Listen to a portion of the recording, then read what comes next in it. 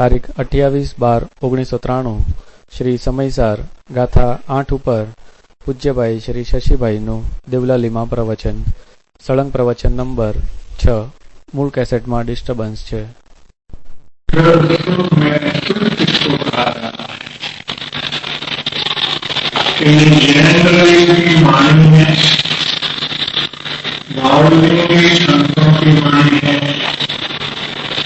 और मुक्तिमान आत्मज्ञान स्वरूप जो सत्य उनकी वाणी को कहते हैं. तीनों के वचनों में ऐसा निमित्तत्व होता है कि इस वाणी के आशय को अंगीकार करने वाले सुनने वाले नहीं लेते. क्या इस वाणी के आशय को अंगीकार करने वाले को भावस्वरूप प्रकट हो जाता है.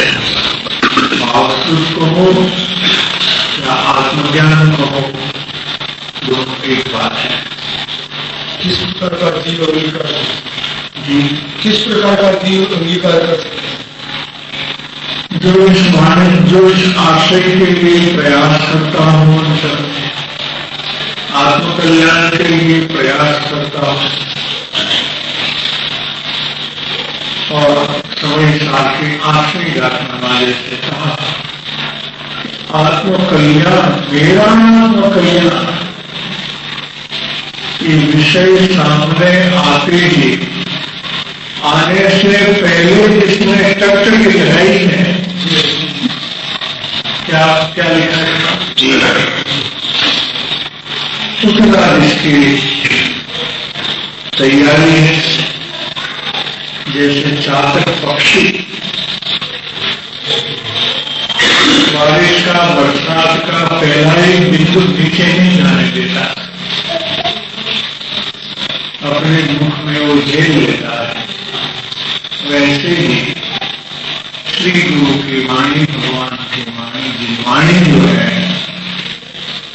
जिन्होंने को नीचे गिरने देता नहीं. इस पूजा की सामग्री है वो पैर के नीचे कुचलना. कुचलते हैं क्या? जो भी पूजा की सामग्री है, चंदन अक्षत वगैरह जो कुछ है उसको पैर के नीचे कुचलना. गिर जाएगा तो क्या होगा?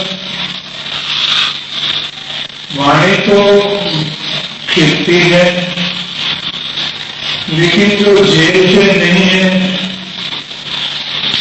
तो परिस्थिति नीचे गिर जाने से कोई नीचे कुचलने की वजह हो जाती है.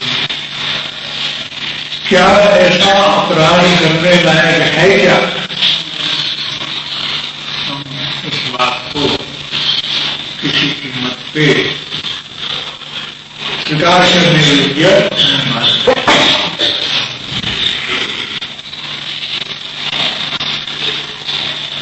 ऐसी वाणी की उत्पत्ति आत्मकल्याण स्वरूप अनुसंधान सहित हुई होने से.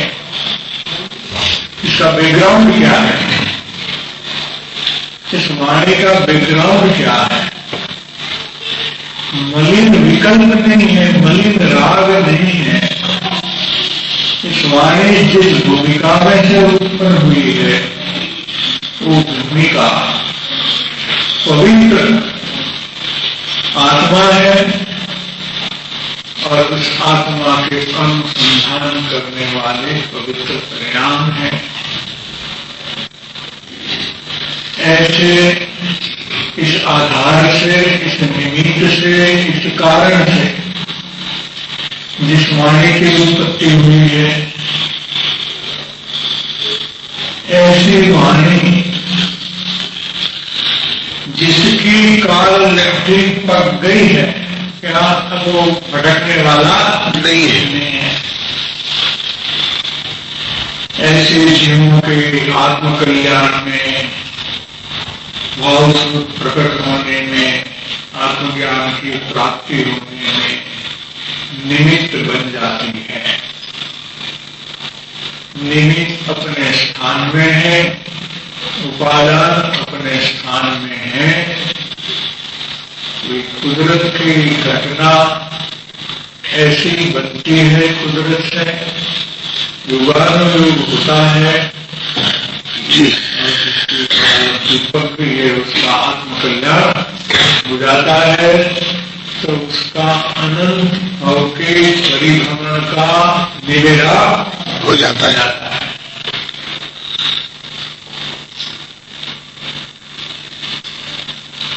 और इसमें इस प्रकार का निमित्तत्व सदैव विद्यमान है।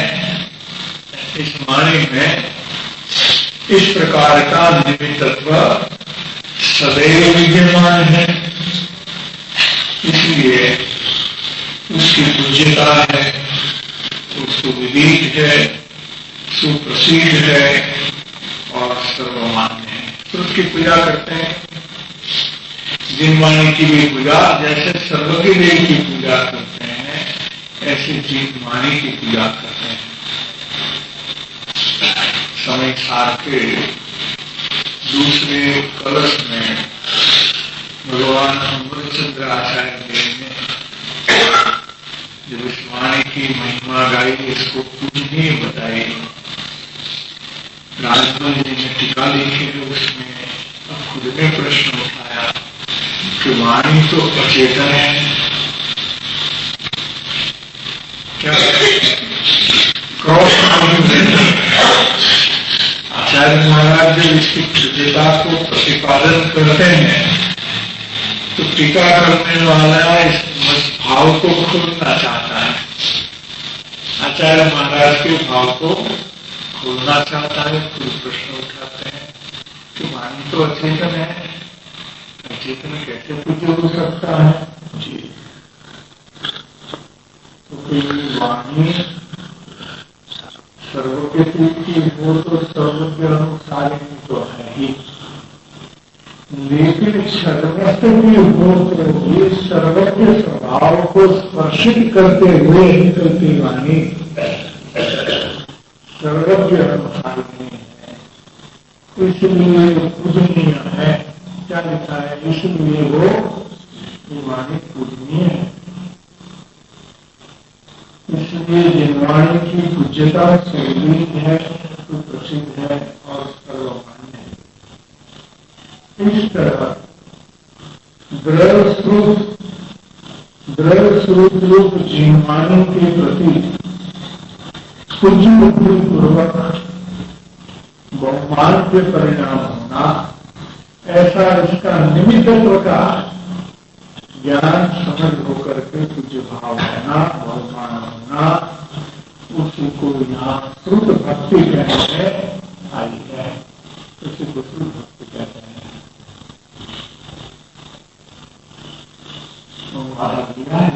समय सारा कलश टीका 2 में श्री जिनवाणी को सर्वज्ञ रूप अनुसारिणी, सर्वज्ञ स्वरूप अनुसारिणी कैसे कहिए? सर्वज्ञ स्वरूप अनुसारिणी कहकर के उसकी पूज्यता वहां दर्शाई है। और भी एक आधार मिला है जो यहाँ लिया है, सारा धर्मामृत अध्याय 2 की गाथा 44 में यह कहा है कि जो भक्ति पूर्वक श्रुत की पूजा करते हैं, जिनवाणी की पूजा करते हैं, बहुमान करते हैं, भक्ति करते हैं, वे मनुष्य वास्तविक में वीरेंद्र भगवान की पूजा करते हैं। वो जिनवाणी की पूजा करते हैं, जिनवाणी के माध्यम से वीरेंद्र भगवान की पूजा करते हैं, क्योंकि गणधर देव में जिनवाणी और जिनेन्द्र देव में लेश मात्र भी अंतर नहीं, ऐसा कहा है। क्या कहा? और भाव चला है कि इसकी वाणी में उसकी आत्मा में हमको अंतर ही नहीं देखते। जो उसकी आत्मा कुछ नहीं है तो इसकी वाणी भी कुछ नहीं है, ऐसा ले दिया अंतर निकाल दिया। जो भाव है वो द्रव्य का, क्षेत्र का, काल का अंतर को मिटा देता है। ऐसे दो द्रव्य का अंतर नहीं रहा। भगवान जिनेन्द्र देव एक चेतन द्रव्य है, इसकी वाणी अचेतन द्रव्य है, तो कहते वो अंतर नहीं है हमारा, ऐसा अंतर नहीं है। इनकी वाणी में और इसकी आत्मा में हमें अंतर दिखता नहीं है। क्या बता बोला? ये वाणी सुनने वाले के भाव को प्रसिद्ध कर दिया है। किस भाव से वाणी सुनी जाती है? हमको वाणी नहीं सुनाई देती, इनके भाव, इनके भाव जिए जाते हैं। वाणी में जो भाव है वही इसी को अंगीकार करते हैं। लोग तो ऐसा ही करते हैं, कोई कटाक्ष करते हैं, प्रशंसा, कटाक्ष में प्रशंसा करते तो क्या समझते हैं? मैं समझते हैं वो हमको क्या कहता है, हमारी प्रशंसा करता है या हमारी मजाक उड़ाता है, अच्छी तरह ध्यान देते कि नहीं ध्यान देते, शब्द को पकड़ते हैं। और कोई हमारे कल्याण के लिए कठोर वचन भी कहते हैं, तो इसमें हमारी भलाई दिखती है तो हमें अच्छा लगता है, भलाई दिखे नहीं दिखे तो द्वेष हो जाएगा, तो ऐसा कहता है। तो वास्तविक मता में तो भाव ही देखे जाते हैं, शब्द देखे जाते नहीं है। वाणी में और सुरेंद्र श्रेणी में फर्क नहीं बनता है। लोग बाग सम्यक दर्शन की पूजा करते हैं, सम्यक दृष्टि का निषेध करते हैं। ये तो बहुत ये बात इसकी वाणी तक लंबा जाती है, तो ये तो सम्यक दर्शन तो इसकी पर्याय है, खुद आत्मा की पर्याय है, आत्मा रूप पर्याय है। सम्यक दर्शन नहीं, उसमें तो और तकलीफ है, दूसरी बात है। सम्यक दर्शन की तो पूजा करना। पर्व के दिनों में पिछले 3 दिन में 3 पूजाएं होती है। पिछले 3 दिनों में पहले दिन सम्यक दर्शन के, दूसरे दिन सम्यक ज्ञान के, तीसरे दिन सम्यक कार्य होती है। एक रत्न की रत्न प्रति साथ में भी होती है और अलग अलग भी होती है। तो सम्यक दर्शन एक पर्याय है, एक समय की, इसकी तो पूजा हम करते हैं अष्टद्रव्य से। पर इसका धनी जो सम्यक दृष्टि है, इस पर्याय का धनी जो सम्यक दृष्टि है, इसकी अष्टद्रव्य से पूजा की बात आती है तो कैसे न आता है?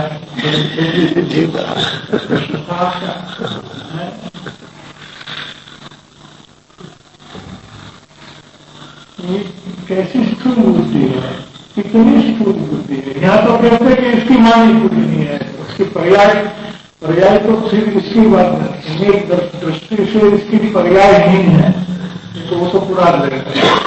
तो फिर वाणी को दूसरे स्टेज में फिर भी अंतर निकाल दिया कि जिनेन्द्र देव और जिनेन्द्र देव की वाणी में हमको अंतर नहीं दिखता। सागर धर्मा कैसे ग्रंथ है दिगंबर,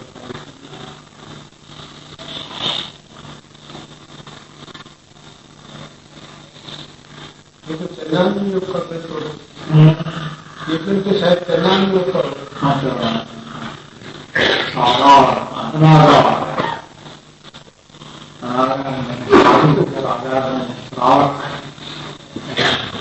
चरणान योग का ग्रंथ है, फिर भी इसमें ये भक्ति की बात आती है।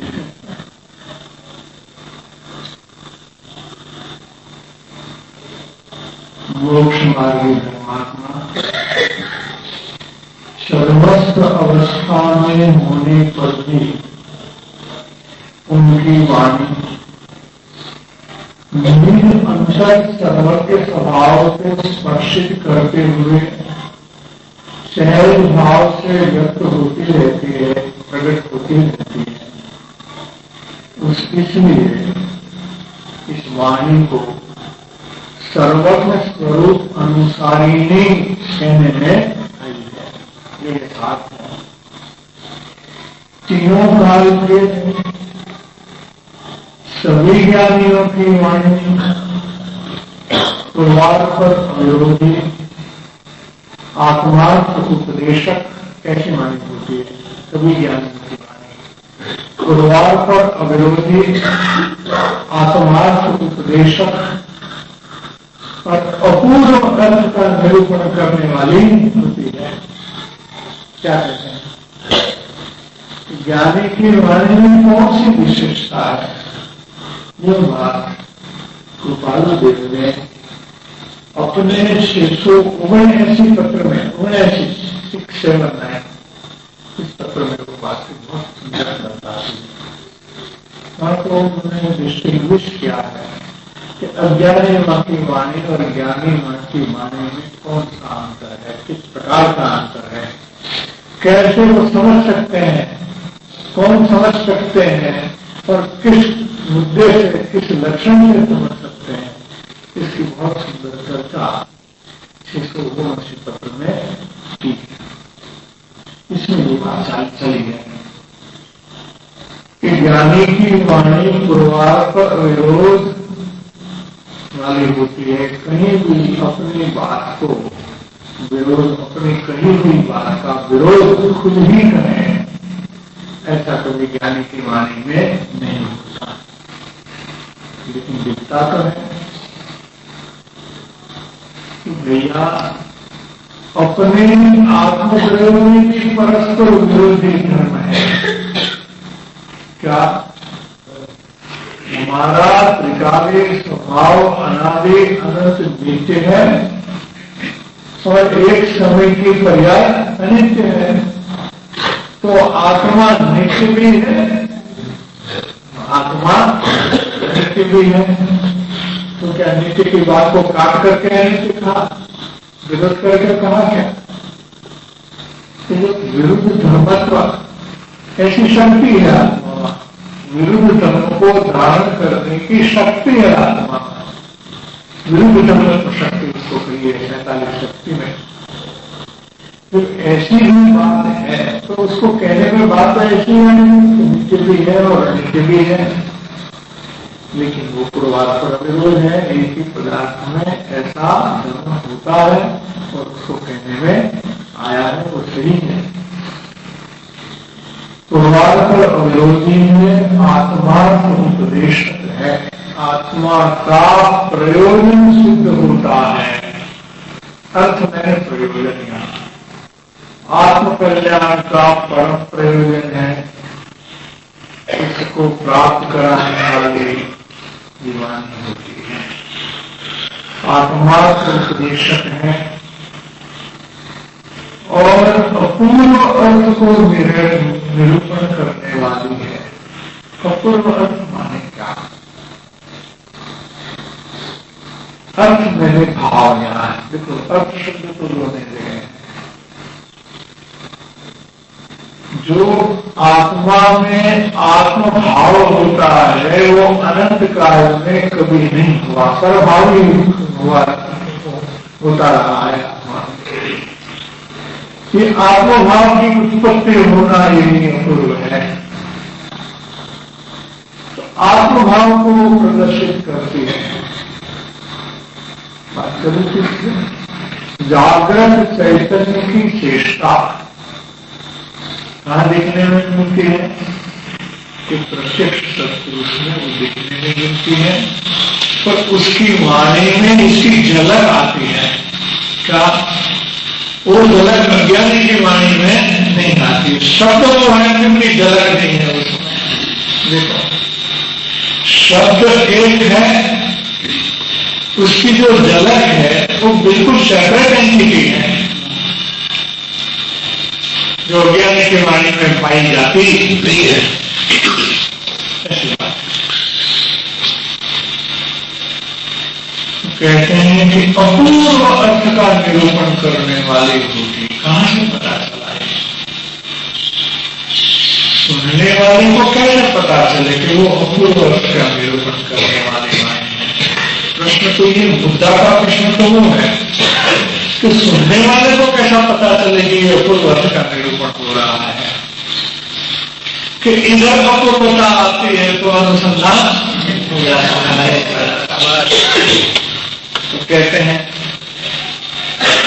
कि वो की वो गाथा हम सुनते हैं, वो के वो गाथा के अर्थ पर प्रवचन चलते हैं, लेकिन भाव तो अपूर्व अपूर्व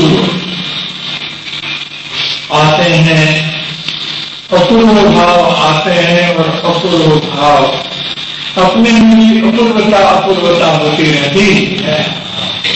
ये दोनों अपूर्व का अनुसंधान हो गया, जिसको इंटरलिंक कहते हैं, भावों की इंटरलिंक होती है। ऐसे अपूर्व अर्थ का निरूपण करने वाली होती है और अनुभव सहित होने से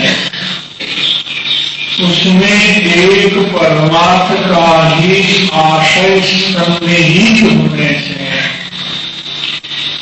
ऐसी वाणी आत्मा के लिए परम उपकारभूत निमित्त है। और उस वाणी में इस प्रकार का एक अतिशय है, इसलिए उनको सातिशय वाणी भी कहने में आता है। और अनुभव से होने से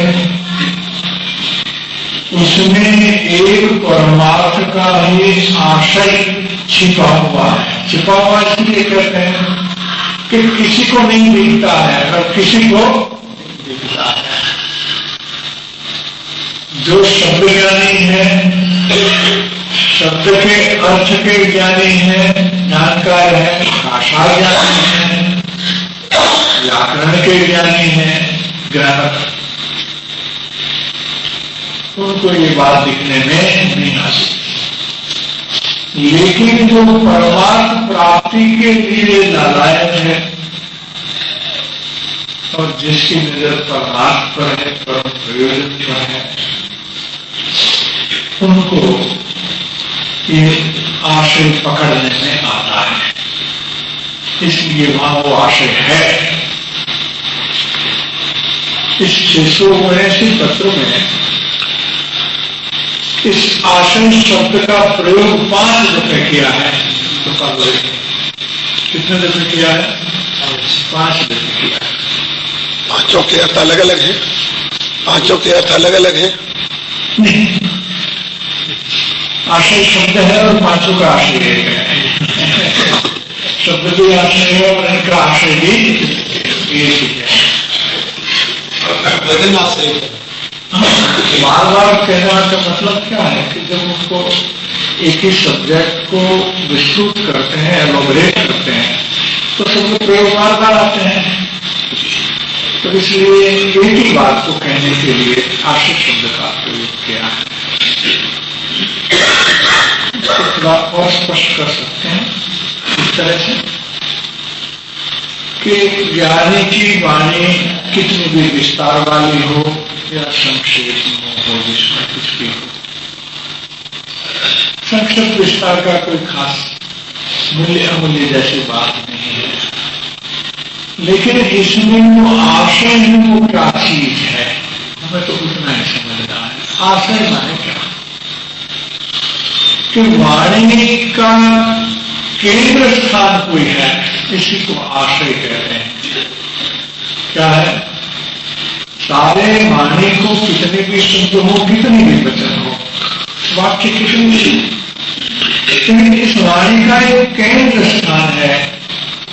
कुछ एक जगह वो खड़े रहे हैं, एक जगह वो खड़े हैं, वहां से उसी बात को कहने के लिए इनकी वाणी में जो आंतर ध्वनि निकलती है, इसकी वही ध्वनि नहीं, इसकी जो आंतर ध्वनि है, इसका जो टोन है, अंडरटोन है,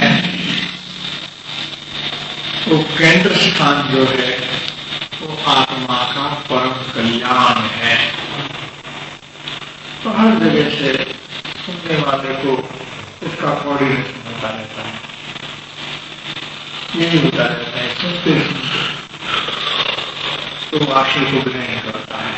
अगर ऐसा नहीं होता है तो कोई शब्दार्थ में फंसता है, कोई भावार्थ में फंसता है, कोई व्याकरण में फंसता है, कोई नई ज्ञान वाला नई ज्ञान में फंसता है, शास्त्र ज्ञान में फंसता है। कई प्रकार के जो अर्थ होते हैं ये सब में फंसने का हो जाता है, जो आशय पकड़ने में नहीं आता है। तो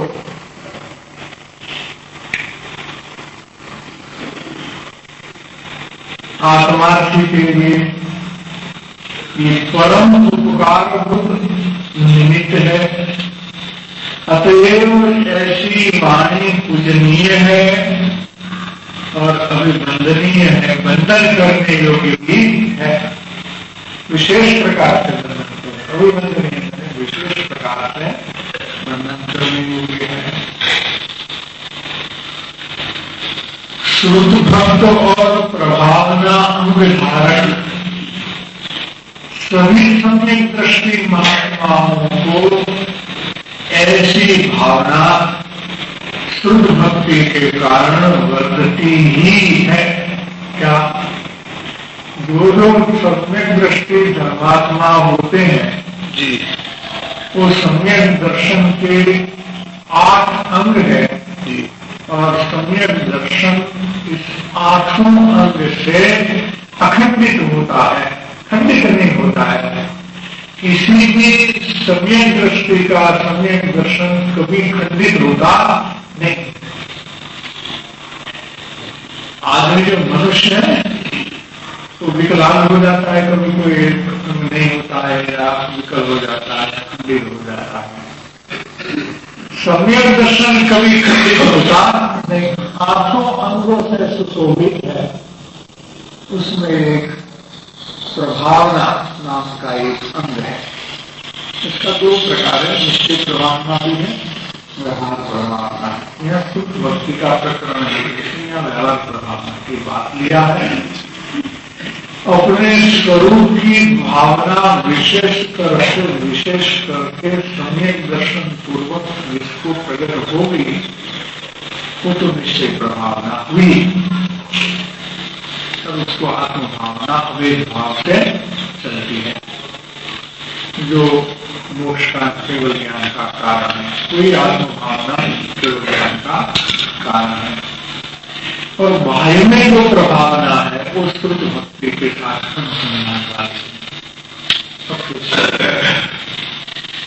इस सम्यक दृष्टि को यहाँ शुद्ध भक्त कहते हैं। क्या कहते हैं? एक विशेषण, श्रुत की भक्ति करते हैं इसलिए उसको शुद्ध भक्त कहते हैं। प्रभावना अंग होने से निश्चय और व्यवहार दोनों प्रकार के प्रभावना अंग धारक होते हैं, इसलिए सर्व सम्यक दृष्टि महात्माओं को ऐसी भावना शुद्ध भक्ति के कारण हमेशा हमेशा वर्तती ही है। कि कैसी भावना है कि जीवों के कल्याण हेतु ऐसी परम उपकारभूत वाणी अर्थात सत्श्रुत का अधिक से अधिक प्रचार प्रसार हो। क्या भावना है? श्रुत का प्रचार प्रसार हो, जितना हो सके इतना अधिक से अधिक हो, ऐसी भावना रहती है। कृपालु देव का दृष्टांत, गुरुदेव का दृष्टांत इस विषय में हमारे लिए जीवंत दृष्टांत है। क्या कृपालु देव ने अपनी मौजूदगी में परम स्रोत प्रभावक मंडल की स्थापना की थी। आज भी ये संस्था विद्यमान है कहीं मुंबई में किया खराब बाजार खराब दिल्ली में जाता है। स्थापना अपने हाथों से की थी और एक भारत में जो पुस्तकालय है सुबोधक पुस्तकालय, कैसा? सुबोधक पुस्तकालय, उस लाइब्रेरी की स्थापना ने अपने उपस्थिति में की थी। इस बात का एक द्योतक है कि कृपालु देव भी श्रुत भक्त थे और उसी संस्था में समय सारादि का प्रकाशन हुआ था। समय सारादि महान परमागम ग्रंथ का प्रकाशन हुआ था और गुरुदेव के हाथ में यही संस्था से प्रकाशित समय सार अपने हाथ में आया और सम्यक दर्शन की प्राप्ति हुई थी। गुरुदेव ने उपकार गाया है, कृपालु देव का उपकार गुरुदेव ने गाया है और तो बात हमने 10 नंबर के अंक में प्रकाशित की है। लेटेस्ट इश्यू में बताई वर्तमान काल में प्रथम प्रकट करने वाले श्रीमद राजचंद्र है। हम नहीं है ऐसा कहते हैं, श्रीमद राजचंद्र है ऐसा कहते हैं। देखो खुद के शब्द है। कितने साल हुए इस वचन को? करने वाले राजचंद्र को कोई भक्ति की अवधि में आ जाए, कुछ अलग हो जाए ना, तो प्रति अवधि नहीं है। इनको तो हमेशा नाम सुनते ऐसा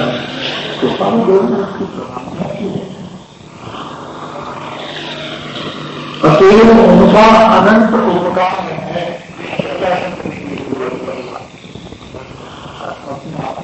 उपकार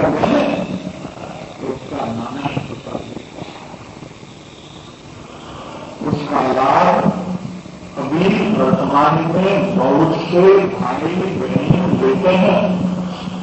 तो वो लेकर परिचय जाता है वह श्रीमद जी का उपकार है। आप लोग अपनी परमेश्वर का उपकार मेरा उपकार क्या सुजनता है, क्या सरलता है, क्या मध्यस्थता है।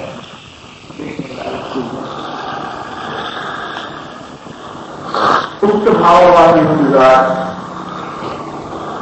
जिस महापुरुष के लिए अपन सभी से कारण प्रत्यक्ष उपकार पूजी गुरुदेव को कांजे स्वामी के श्री मुख से मुखरित हुए थे।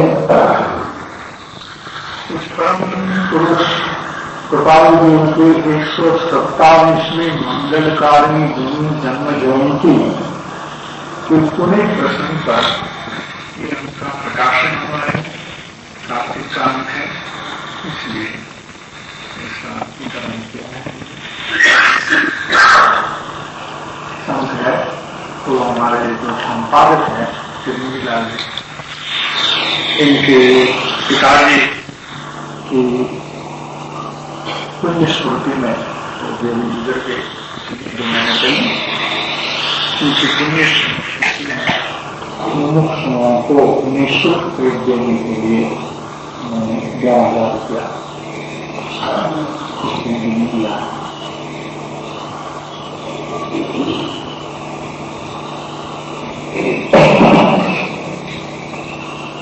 क्या आगे जाने हैं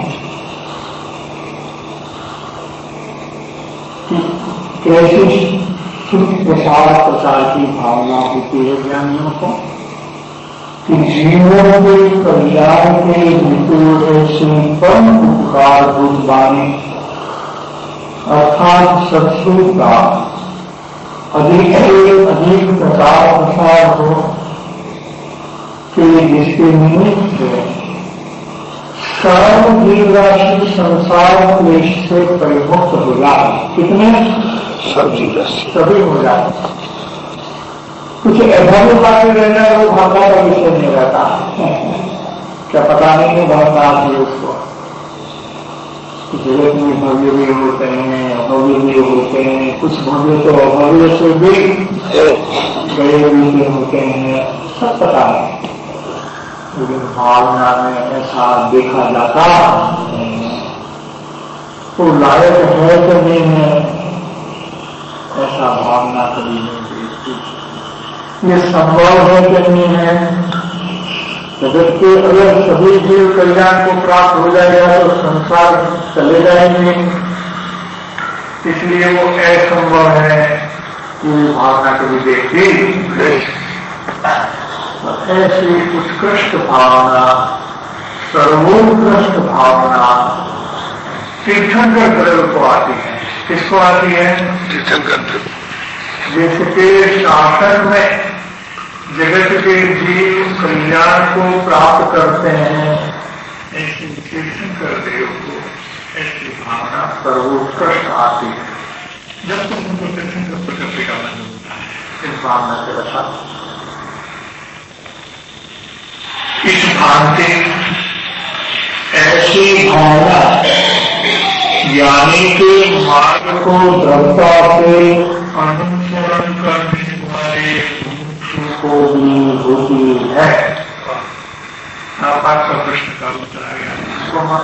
सब याद तो नहीं रहता है, लिखते तो है लेकिन कोई याददाश्त तो इतने तेज नहीं है क्या एक एक शब्द बचन याद है। प्रश्न आपने पहले उठाया, बात तो नीचे ही आएंगे। शुद्ध भक्ति से मुमुक्षु जीव के दर्शन का अनुभाव करता है। अब इसका लाभ क्या है कि ऐसी शुद्ध भक्ति से भी दर्शन मोह को तोड़ने का एक परिणाम जो है इसको शुद्ध भक्ति कहने में अकाई है।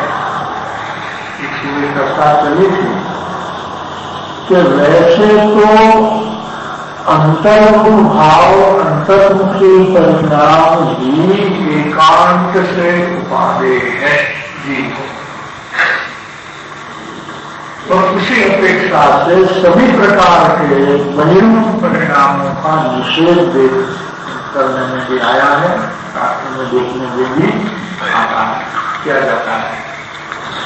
तथापि क्या है बात इसमें कि ऐसे तो नहीं भाव है जहां दर्शन का अनुभाव करता हो, जहां कसाय रस टूटता हो, कसाय रस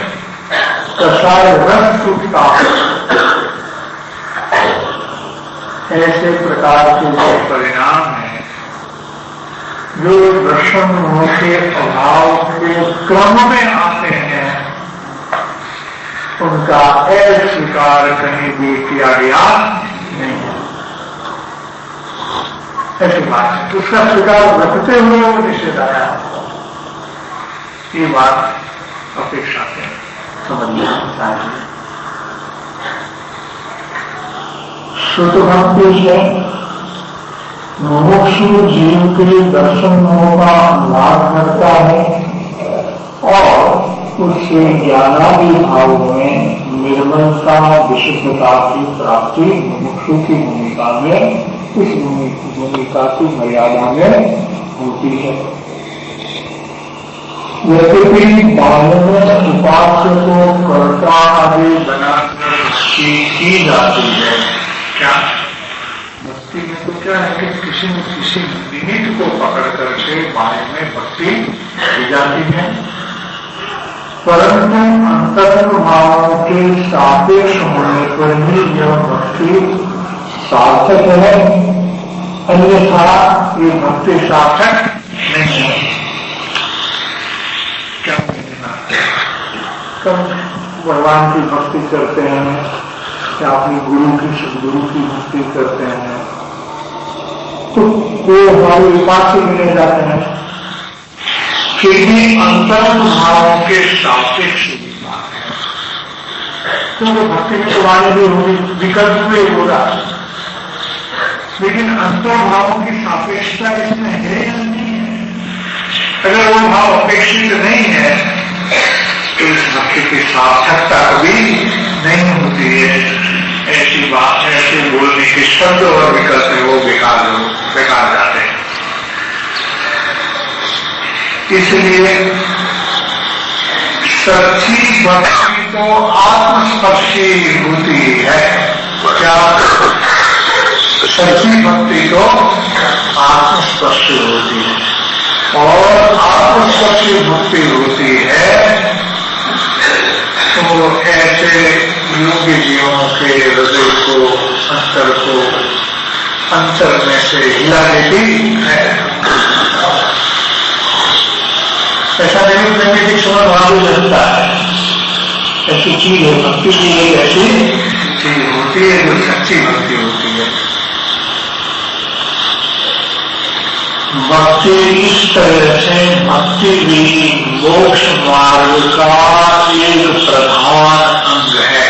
क्या ऐसी सच्ची भक्ति मोक्ष मार्ग का एक प्रधान अंग है। इसकी महत्ता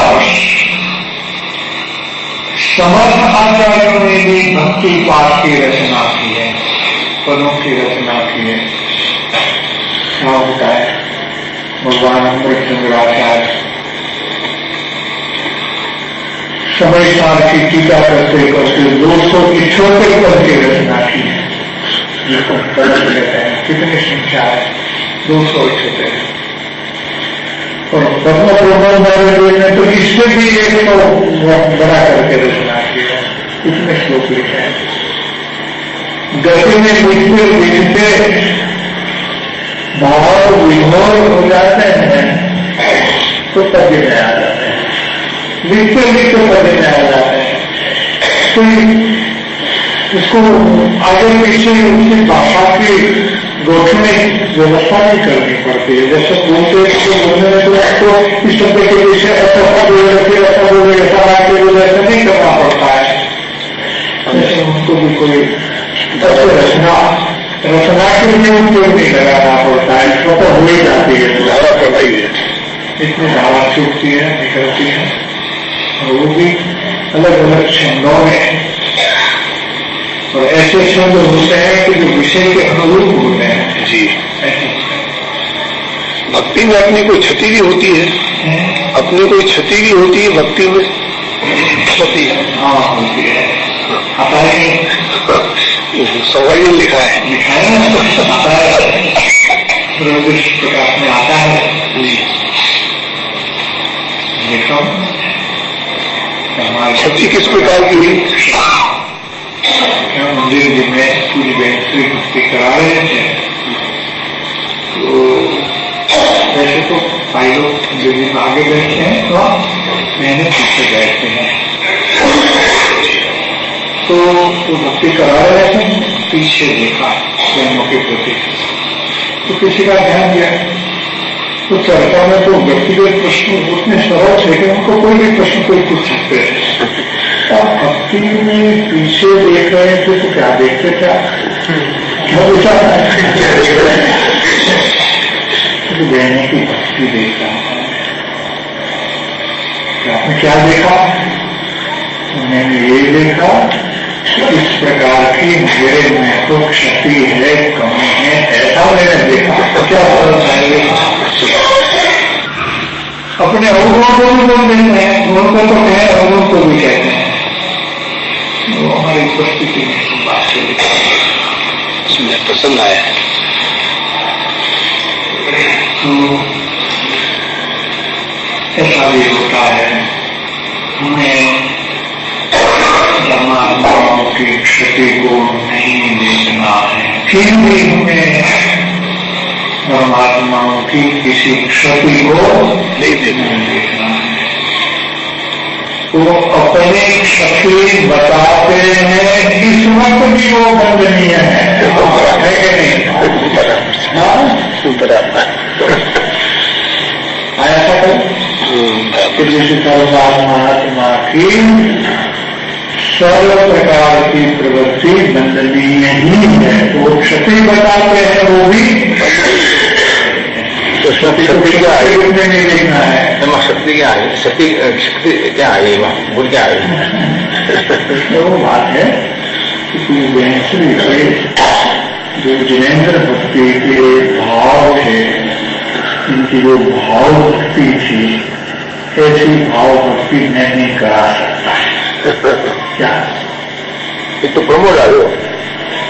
हाँ, तो वो तो क्या हुए किसी ने प्रश्न व्यक्तिगत पूछा कि आपने वैसे के भाव भक्ति देखी तो आप तो देखते थे नहीं तो क्या देखते हैं? तो कौतूहल था, पूछने वाले का कोई कौतूहल था, कोई दम नहीं था प्रश्न में, लेकिन उत्तर में बहुत दम है। દ્રવ્ય દ્રષ્ટિવાળાને પણ ભક્તિ ભાવે છે એટલે કેટલી દ્રવ્ય દ્રષ્ટિની સૂક્ષ્મતા આવી ગઈ આમાં સમાજની। और आप दृष्टि है उनकी भक्ति का भाव देखो, आपको क्या क्या कहते हैं अपने बारे में। हाँ, उनका भाव में कितना फाक है दृष्टि प्रकाश में। हाँ, भक्ति का प्रकरण ऐसे लेते हैं कि इस बात का द्योतक है कि परमात्मा कैसे होते हैं, इसका परिज्ञान होता है।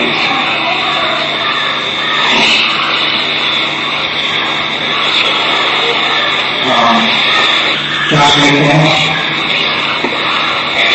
कि इसकी इस प्रकार भक्ति की महत्ता होने है। समर्थ आचार्यों ने भी भक्ति पाठ की रचना की है। उदाहरणार्थ प्राकृत में भक्ति पाठ आचार्य कुंद देव के और भगवान पद्मनंदी देव के उपलब्ध है, अपने को अभी भी उपलब्ध है, उसकी कृति अभी भी मिलती है। जिनागम में साधुओं की नित्य नैमित्तिक क्रियाओं में, क्रियाओं के प्रयोग में आने वाली 13 प्रकार की भक्तियों का वर्णन भी मिलता है। हमारे जिनागम में साधुओं मोक्ष श्रावण शिक्षा के बाद साधुओं के नित्य क्रम में 3 प्रकार की भक्तियों का वर्णन, क्रियाओं का प्रयोग मिलता है। इस भांति इस प्रकार से साधु की आराधना के समय नवधा भक्ति तथा साधु के नित्य के कृतिकर्म में चतुर्विंशति स्तवन का विवरण मिलता है। ये समाज का आधार है। विष्णु भक्ति के अंत में यही कहना है कि अनेक दोषों की निवृत्ति और आत्मा के योग्य अनेक गुणों की प्राप्ति का ये कारण समझकर भक्ति का महत्व अवधारण करने योग्य है। ये कोई एलर्जी का विषय, जिगुप्सा का विषय नहीं हो जाना चाहिए। जिगुप्सा में एलर्जी, भक्ति करते हो, बस भक्ति करते हो,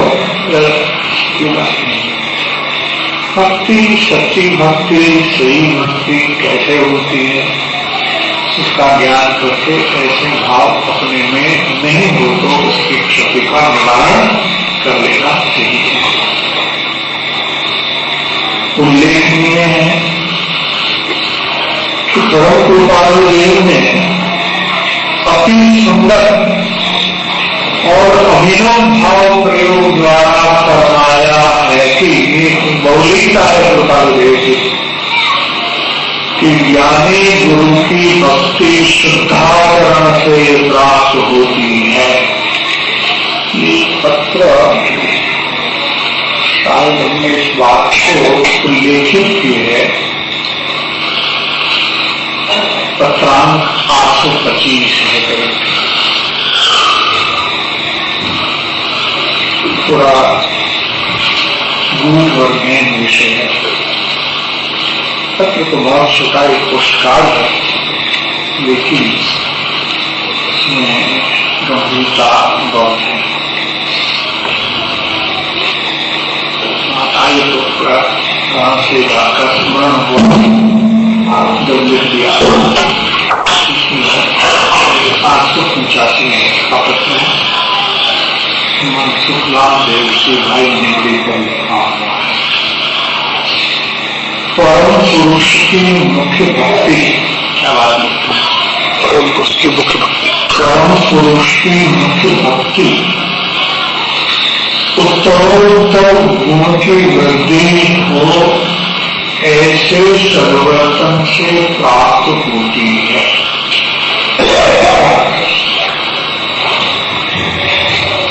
सत्पुरुष की भक्ति, परम पुरुष की भक्ति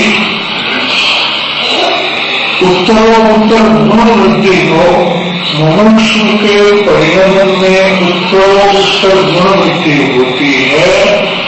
ऐसा परिवर्तन से उसका भक्ति भाव वृद्धिगत होता जाता है। स्थापन नहीं होता है।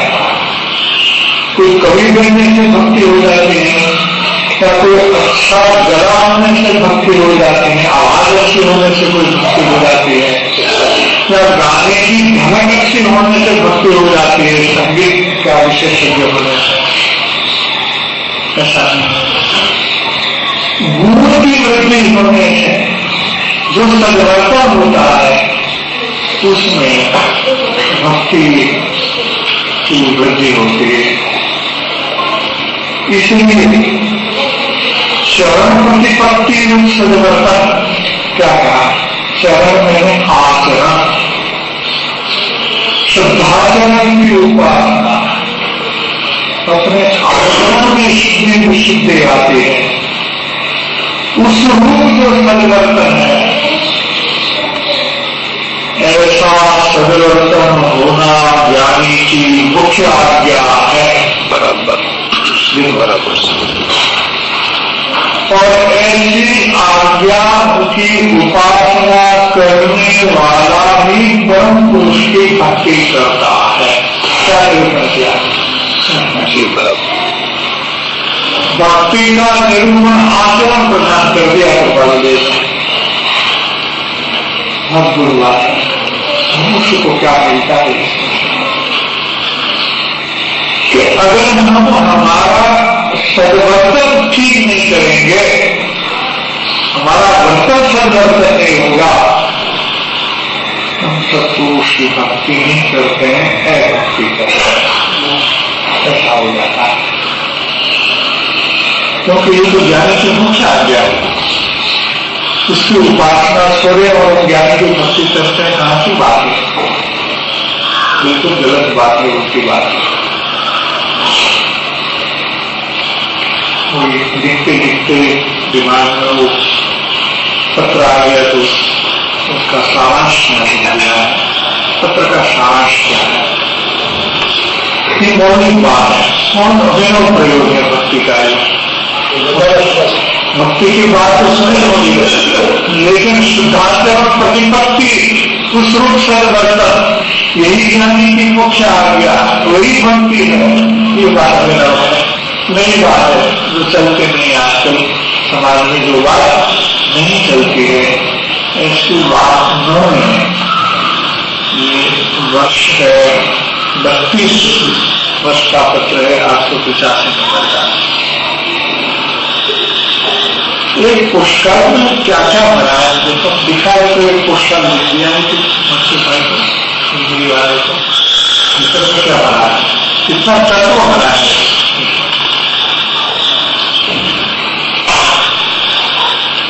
उल्लेखनीय है, हाँ ऐसे कुछ छोड़ देंगे। उल्लेखनीय है कि परम कृपालु देव की अति सुंदर और अभिनव भाव द्वारा कलम चली है इस पत्रांक 885 में कि ज्ञानी गुरु की भक्ति शुद्धाचरण से प्राप्त होती है, सद्वर्तन से प्राप्त होती है। क्या परिज्ञानी से प्राप्त होती है? संज्ञानी लिखा, देखो मोक्ष को लिखता है, बहुत हेतु से लिखते हैं। अथवा ज्ञानी की वो आज्ञा है, उस आज्ञा की उपासना रूप जो सद्वर्तन है, वही ज्ञानी की भक्ति है। क्या उसकी मुख्य आज्ञा सद्वर्तन है? उस सद्वर्तन की जो उपासना है, यही ज्ञानी की भक्ति है। अगर ऐसा नहीं हो तो ज्ञानी की भक्ति नहीं। जिस जीव को ज्ञानी के मार्ग पर चलने का दृढ़ निश्चय हो, क्या पत्र लेना है, उसके बाद कल शुरू देंगे 17,783 त्रिवेणियों 783 में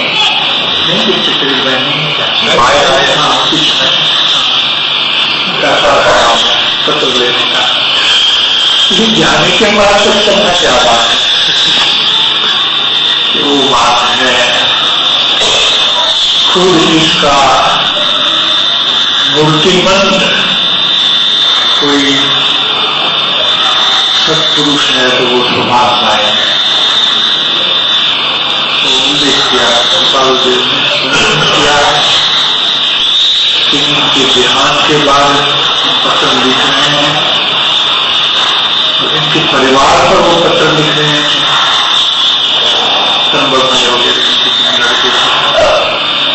तो हमको स्मरण आता है, पत्रों को उसको लिख रहे हैं, लेकिन हमको स्मरण आता है तो बात आएगा। कैसे थे वो कि जिसका ज्ञानी के मार्ग पर चलने का अद्भुत निश्चय था, निश्चय नाम नहीं लिया, अद्भुत निश्चय था। हमको आश्चर्य होता है कैसा निश्चय था, इसलिए मुझे सत्संग करते थे। अद्भुत निश्चय था, वो हमको बार बार स्मरण आता है, नहीं लिखा बार बार हमको स्मरण आता है। अद्भुत निश्चय वाले जीवन दाव में लगा दिया, जीवन दाव में लगा दिया, समर्पण दाव को लगा दिया, जीवन दाव को लगा दिया, समर्पण देना चाहिए। दाव पर अपना जीवन लगा कोई बात।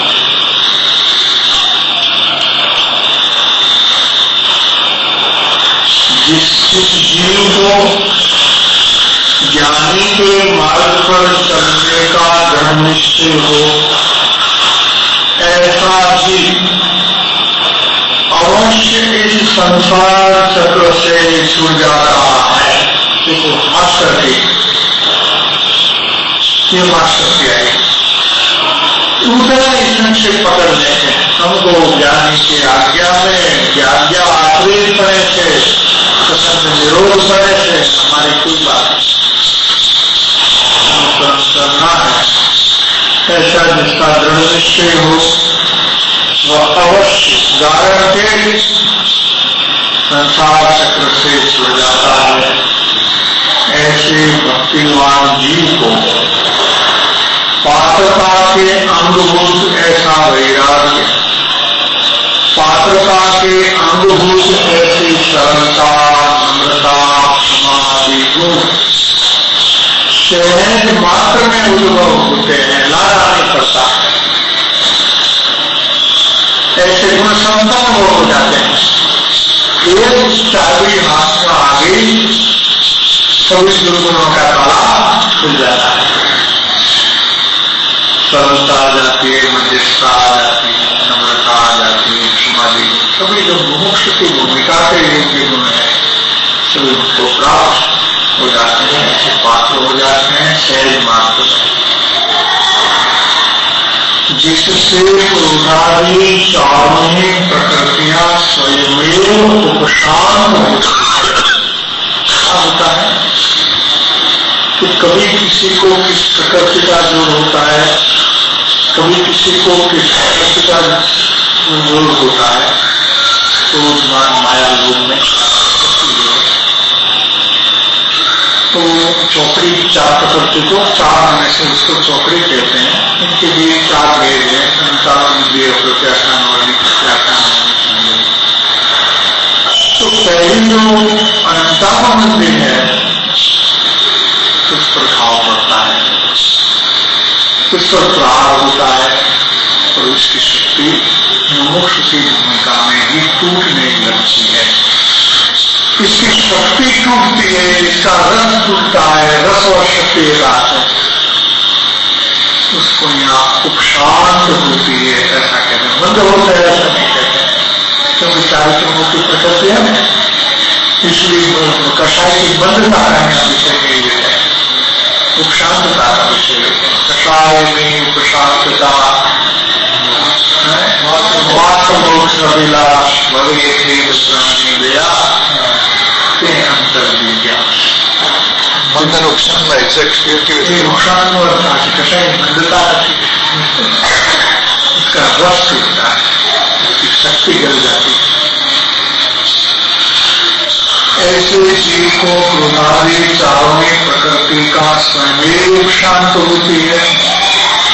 जीव को अनेक प्रकार के प्रतिबंधों के निरसन हेतु भक्ति एक सबसे सुगम साधन है। भक्ति का प्रकरण चलता है तो ऐसा सुगम साधन ज्ञान मार्ग में और क्रिया मार्ग में कितना सुगम साधन है जिसमें किसी भक्ति होता है। तो उस सुगम साधन में क्या होता है कि सभी प्रकार के प्रतिबंध है वो टूट जाते हैं। 4 प्रकार के प्रतिबंध लिए, लोक प्रतिबंध, कुटुंब प्रतिबंध, विकल्प प्रतिबंध और देह प्रतिबंध, वो 4 प्रकार के प्रतिबंध हैं। उसको टूटने के लिए सुगम साधन है। यद्यपि आत्मज्ञान के बिना सर्वदोष और सर्व दुखों का क्षय नहीं होता है, अतः उनकी दुर्घटना को देख करके, आत्मज्ञान इतना सुगम नहीं है, दुर्लभ है, उसकी दुर्घटना को देख करके निष्कारण प्रभावशील ऐसे सत्पुरुषों ने आत्मज्ञान के कारणभूत ऐसा जो भक्ति मार्ग उसको प्रकाशित किया है और कुशल विशेष करके उस बात को मान लाए। जो सर्व सुगमता से शरण रूप है, जो शरण में जाने योग्य है,